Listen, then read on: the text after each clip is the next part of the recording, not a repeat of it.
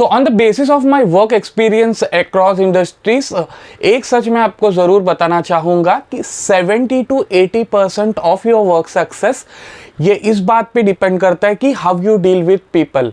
Because काम problem create नहीं करता है बट लोग प्रॉब्लम क्रिएट करते हैं। तो फिर आप चाहे किसी भी लेवल पे हो, आप इंटर्न हो, आप फ्रेशर हो, आप टीम लीडर हो, आप मैनेजर हो, आप एग्जीक्यूटिव या हायर मैनेजमेंट पे हो, आपको लोगों के साथ डील करना ही पड़ेगा। अगर वो फ्रेशर है, अगर वो इंटर्न है, तो उसे क्लाइंट होते हैं, कस्टमर होते हैं, मैनेजर्स होते हैं, उनके साथ डील करना है। टीम लीडर या मैनेजर है तो उन्हें अपने वन डाउन्स के साथ डील करना है, अपने हायर मैनेजमेंट्स के साथ डील करना है, अपने क्लाइंट्स या कस्टमर्स के साथ डील करना है। और जो हायर मैनेजमेंट एग्जीक्यूटिव लेवल पे होते हैं वो स्टाफ के साथ डील करते हैं, वो बोर्ड ऑफ डायरेक्टर्स के साथ, वो स्टेक होल्डर्स के साथ डील करते हैं और अपने चेयरपर्सन्स के साथ डील करते हैं। मैंने ऐसे कई केसेस देखे हैं जहां पे एम्प्लॉय ये कहकर रिजाइन करता है कि मुझे मेरे बॉस या मैनेजर का बोलने का, क्रिटिसाइज करने का या फीडबैक देने का तरीका पसंद नहीं आया। वो काफ़ी हार्श, रूड या एग्रेसिव होते हैं, उनकी टोन का इश्यू होता है जिसके वजह से which leads to an resignation. See that's where the art of dealing with people comes in to picture. Because क्या होगा, आपने ये कंपनी से रिज़ाइन कर दिया, अब आप अगले कंपनी में जाओगे, वहाँ पे इंटरव्यू दोगे, सिलेक्ट होगे, बट इस बात की गारंटी बिल्कुल नहीं है कि वहाँ का अगला जो आपका रिपोर्टिंग मैनेजर होगा या बॉस होगा वो उस तरीके से आपके साथ डील नहीं करेगा जैसे आपके पहले मैनेजर ने किया था। बिकॉज जो मैनेजर्स या लीडर्स होते हैं वो थोड़े अकाउंटेबल होते हैं परफॉर्मेंस के लिए, बिजनेस स्केलिंग के लिए, तो उनका थोड़ा एग्रेसिव या फिर वो जो नेचर होता है वो थोड़ा हायर साइड में होता है, मिक्स इमोशंस होते हैं उनके। तो इस बात की आपको फिर से कोई गारंटी नहीं है कि आप कहोगे कि यार मैं इस कंपनी से भी रिजाइन करूंगा बिकॉज ये भी मैनेजर है जो रूड है या हार्श है या बहुत एग्रेसिव है। तो आप क्या करोगे, अब इस कंपनी से भी रिजाइन करके आप थर्ड कंपनी में जाओगे, again there is no guarantee. वहां पे भी आपको ऐसे ही लोग मिलेंगे जिनके साथ आपको डील करना पड़ सकता है। कुछ लोग ये कहते हैं कि नहीं, मैं अब जॉब नहीं करूंगा, मैं अपना खुद का बिजनेस सेटअप करूंगा। उन्हें लगता है बिजनेस सेटअप में आपके साथ लोग रूड नहीं हो सकते हैं, आप अपने मालिक हो, आपके साथ कोई उल्टा बात नहीं करेगा। नहीं, ये एक बहुत ही रॉन्ग काइंड ऑफ थॉट्स है जो काफ़ी यंगस्टर्स में मैंने देखी है। वहाँ पे भी आप जब बिजनेस सेटअप करते हो तो आपको मल्टीपल लोगों के साथ डील करना है। आपको वेंडर्स होंगे, आपके सप्लायर्स होंगे, आपके कस्टमर्स होंगे, बहुत सारे लोग होंगे जो आपको क्रिटिसाइज करेंगे, आपको फीडबैक देंगे, उनकी भी टोन्स के इशू हो सकती है। तो ऐसा कुछ नहीं है कि अगर आप कॉर्पोरेट में हो, आपको लोगों के साथ डील नहीं करनी है, या बिजनेस में हो तो आपको कोई कुछ सुना नहीं सकता। The dealing has to be there. और ये एक ऐसी चीज है जिससे आप भाग नहीं सकते। इवेंचुअली आपको ये स्किल्स को ग्रूम करना पड़ेगा और एनहांस तो करना ही पड़ेगा। तो जब आप एक कॉर्पोरेट कंपनी में काम करते हो तो आप कई लोगों को फेस करते हो, जिनमें से कुछ क्रेडिट स्टीलर होते हैं, कुछ ऐसे होते हैं जो आपके चेहरे पे काफ़ी स्वीट एंड सपोर्टिव दिखते हैं बट आपके पीठ के पीछे कंप्लीटली ऑपोजिट। कुछ होंगे जो आपके एनर्जी को दिन ब दिन ड्रेन करेंगे या फिर साइलेंटली आप के ग्रोथ को ब्लॉक करेंगे। तो अगर आप ये नहीं सीखते हो कि इनसे कैसे डील करने हैं तो सिर्फ हार्ड वर्क आपके करियर को सेव बिल्कुल नहीं करेगा। तो आइए इस वीडियो में मैं आपके साथ शेयर करता हूं टाइप ऑफ पीपल और उनसे कैसे डील करना है। तो सबसे पहले आते हैं क्रेडिट स्टीलर, जहां पे काम आप कर रहे हो बट कम मैनेजमेंट को प्रेजेंट ये लोग कर रहे हैं। तो पिक्चर ऐसा बनता है कि ये काम उन्होंने किया है। तो आपको करना क्या है ऐसे केसेस में कि जैसे ही काम आप करते हो आपको एक ईमेल समरी ड्रॉप करना है उनको। वहां पे आप कुछ भी लिखिए, आप लिखिए as discuss this work was assigned to me and it has been done. आप उसमें अपना रिमार्क्स डालिए, कोई स्टैट्स डालिए, कोई ऑब्जर्वेशंस डालिए, बट उसे डॉक्यूमेंटेड कीजिए। और दूसरा, अगर इस टॉपिक रिलेटेड कोई मीटिंग हो रही है जिसमें आप प्रेजेंट हो तो इंश्योर कीजिए आप एक दो लाइन बोलिए जिससे मैनेजमेंट को पता चले कि ये काम करने में आपका इन्वॉल्वमेंट है। क्योंकि कॉर्पोरेट रूल ये कहता है कि अगर आप बता नहीं रहे हो तो इसका मतलब आपने ये काम नहीं किया है। फिर आते हैं द पॉलिटिशियंस। ये वो लोग होते हैं जो आपके चेहरे पे काफ़ी स्वीट होते हैं बट आपके पीठ के पीछे उतने ही शातिर। तो आपको करना ये है कि आपको इनके साथ कुछ भी ओवर शेयर नहीं करना है।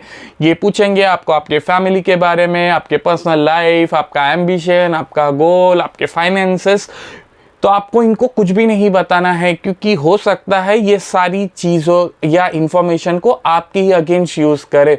और आप इनसे जितना भी कन्वर्सेशन करते हो, कीप इट प्रोफेशनल, पर्सनल बिल्कुल नहीं होना है, because not everyone who is smiling with you is smiling for you, ये याद रखिए। फिर आते हैं द माइक्रो मैनेजर बॉस। ये वो लोग होते हैं जो लोगों पे थोड़ा ट्रस्ट एकदम इजीली नहीं करते हैं और इन्हें कंट्रोल हमेशा चाहिए होता है। तो इनके साथ आपको करना ये है कि आपको प्रोएक्टिवली इन्फॉर्म करके रखना है। जो भी टास्क या काम असाइन किया है उसका स्टेटस दे दीजिए। जैसे अगर वो ऑनगोइंग है, पेंडिंग है, तो उन्हें बताइए कि इतना काम हो चुका है, इतना परसेंटेज का काम बाकी है, ये टाइम तक फिनिश हो जाएगा। और जैसे ही वो काम फिनिश होता है वहाँ पे भी आप बताइए कि this work has been done. इससे होगा ये कि उनका जो माइक्रो मैनेजमेंट का स्ट्रेस है वो आप पे नहीं आएगा, क्योंकि आप उन्हें प्रोएक्टिवली इन्फॉर्म कर रहे हो। और दूसरा ये है कि आप उनकी इनसिक्योरिटी या एंशियसनेस होगा जो काम को लेके है, उसके आप किल या रिड्यूस कर रहे हो। क्योंकि sometime you don't have to manage your work, you have to manage your manager. फिर आते हैं द नेगेटिव पर्सन। ये वो होते हैं जो हमेशा कंप्लेन करते रहते हैं, हमेशा डिमोटिवेटेड रहते हैं और कंपनी के हर छोटी मोटी बातों से इन्हें प्रॉब्लम होती है। तो आपको सबसे पहले ये करना है कि जितना आप इनसे दूर रह सके उतना उनसे दूर रहिए। इनके साथ कोई भी आर्ग्यूमेंट में इन्वॉल्व ना रहिए और अपना एक खुद का फैक्ट बेस्ड परसेप्शन रखिए और इनके साथ न्यूट्रल रहिए। क्योंकि आप जितने इनके एनर्जी को एब्जॉर्ब करोगे, अगर कोई नेगेटिव एनर्जी को आप एब्जॉर्ब कर गए तो ये आपके ग्रोथ और आपके काम को सीधा सीधा इम्पैक्ट करेगा। फिर है द कॉर्पोरेट इन्फ्लुएंसर्स। थोड़े डेंजरस होते हैं क्योंकि ये ज़्यादा बातें नहीं करते हैं, बट डिसीजंस जो होती है ये इनके थ्रू ही बनती है। ये वो लोग होते हैं जो मैनेजर या मैनेजमेंट के थोड़े क्लोज होते हैं, एक कंपनी में काफ़ी अरसा या वक्त गुजार चुके हैं और कंपनी के इन एंड आउट्स इनको पता है। तो इनके साथ आपको करना ये है, थोड़ा डिप्लोमेट्स की तरह बिहेव करना है, जहाँ पे आप इनके साथ एक रैपो बिल्ड करते हो, अपना गुडविल क्रिएट कीजिए और आप जो भी काम कर रहे हो उसका इनको थोड़ा अपडेट देते रहिए, क्योंकि ये मैनेजमेंट को उस हिसाब से फीडबैक देंगे जो आपके फेवर में भी काम कर सकता है। क्योंकि कॉर्पोरेट में यूजुअली होता ये है कि सारे पावर्स विजिबल नहीं होते हैं। फिर लास्ट में आते हैं द जेन्युइन मेंटोर। ये वो लोग होते हैं जो without any benefit, without any politics आपको चीज़ें सिखाते हैं, आपको समझाते हैं, आपके स्किल पे और आपके लर्निंग पे काम करते हैं और चाहते हैं कि आपका करियर, कॉर्पोरेट करियर सक्सेसफुल रहे। ये स्पीसी या फिर प्रजाति काफ़ी रेयर होती है और अगर आपके ऑफिस में कोई आपको जेन्युइन मेंटर मिल जाता है तो आपको करना ये है कि सबसे पहले आप उनके साथ ज़्यादा से ज़्यादा वक्त बिताइए। ये आपके काम या ऑफिस में पॉजिटिविटी लाएंगे, आपको एक एम या गोल या पर्पस देंगे और आपके लाइफ में सारी पॉजिटिविटी को फिल करेंगे।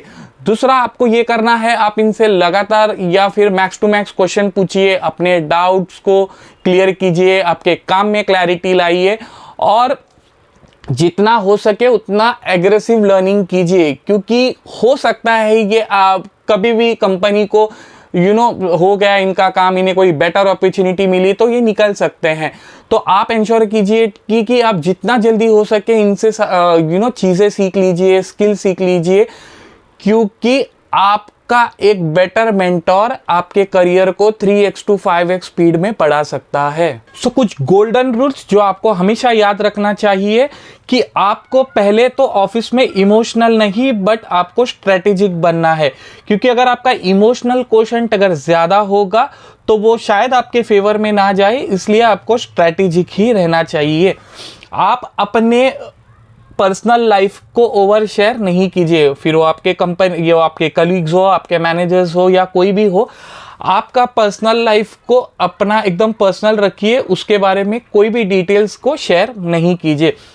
आप जितने भी काम करते हो उसको हमेशा डॉक्यूमेंटेड करना सीखिए, क्योंकि एक टाइम ऐसा आएगा जहां पे आपसे पूछा जाएगा कि आपने क्या क्या काम किया है, उसको आप बताइए।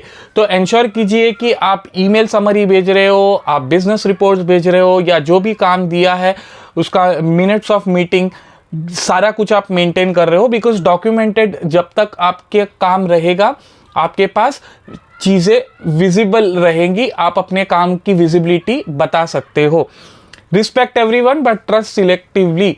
तो जब भी आप अपना काम कर रहे हो तो आप इंश्योर कीजिए आप सबको रिस्पेक्ट कर रहे हो, आपके जूनियर्स हो, सीनियर्स हो, हायर मैनेजमेंट हो, सबको रिस्पेक्ट कीजिए।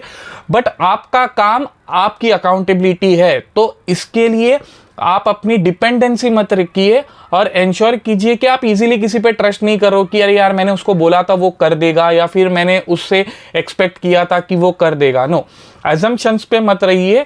तो इसीलिए हम कह रहे हैं कि रिस्पेक्ट सबको कीजिए बट ट्रस्ट नहीं करना है। आपको सिर्फ ये कोशिश करना है कि आपकी अकाउंटेबिलिटी, आपका काम आपका खुद का है, तो उसे उस तरीके से प्रोसीड कीजिए। Stay calm even when others are not there. तो कॉर्पोरेट में बहुत बार आर्ग्यूमेंट होता है, डिबेट्स होती है, कभी कभी आवाज़ें भी ऊपर नीचे होती है। तो आप इंश्योर कीजिए कि ऐसे टाइम पे आप काम रहिए, अपने ट्रू कैरेक्टर्स को शो कीजिए और दिमाग से काम कीजिए और सिचुएशंस को उस हिसाब से हैंडल कीजिए।